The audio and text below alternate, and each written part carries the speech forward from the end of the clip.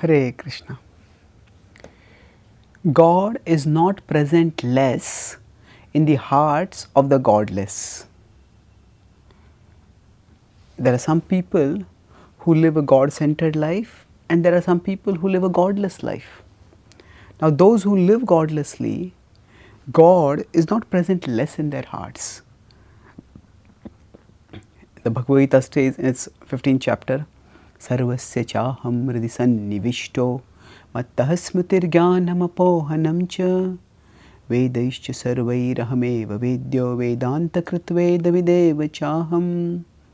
So, Sarvasya chaham hridi sannivishto. Krishna is telling here in the Gita that He is present in the hearts of all living beings. Sarvasya. He says, Hridi sannivishto. He says, I am present close in the hearts. He says, I am not far away.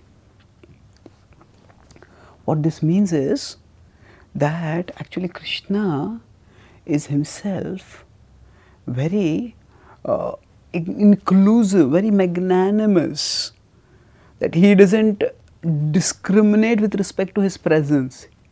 You don't care for me, so I won't care for you, and I will not be present in your heart. Krishna is present in the hearts of everyone, even people whose lives are utterly godless. Some people are atheistic, some people are anti-theistic.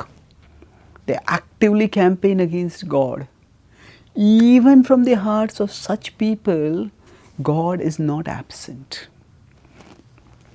He is always present in the hearts of every single living being.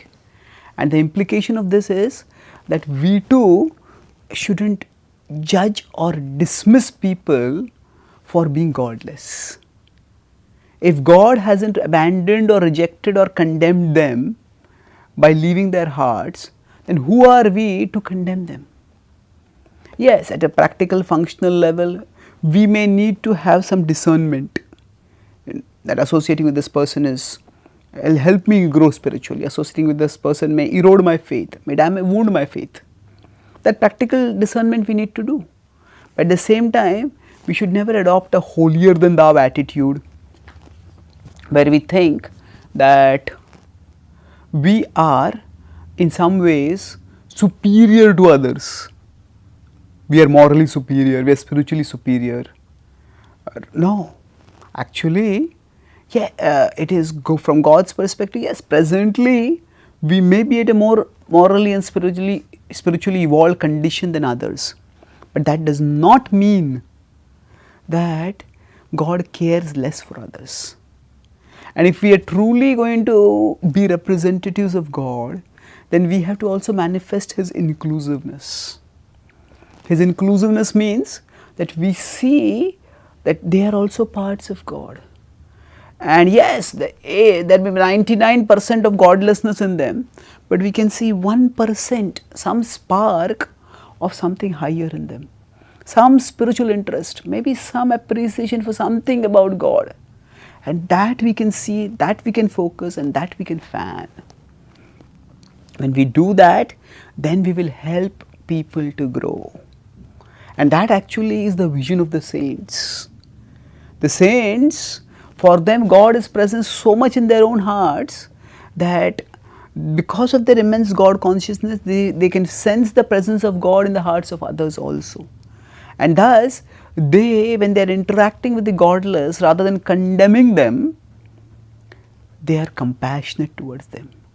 Internally, they pray to the God who is in their own hearts, that He, in His presence in the hearts of those godless, make them more spiritually receptive, make them more open to God. And through their words and through their actions, they do that which is the best to help attract the godless towards God, to help them to understand actually that it is their life that is less without God, that they can make their life more full, more rich, more meaningful, more purposeful, more joyful when they bring God into their presence.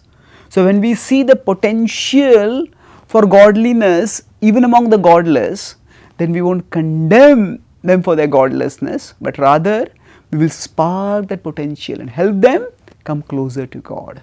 Thank you. Hare Krishna.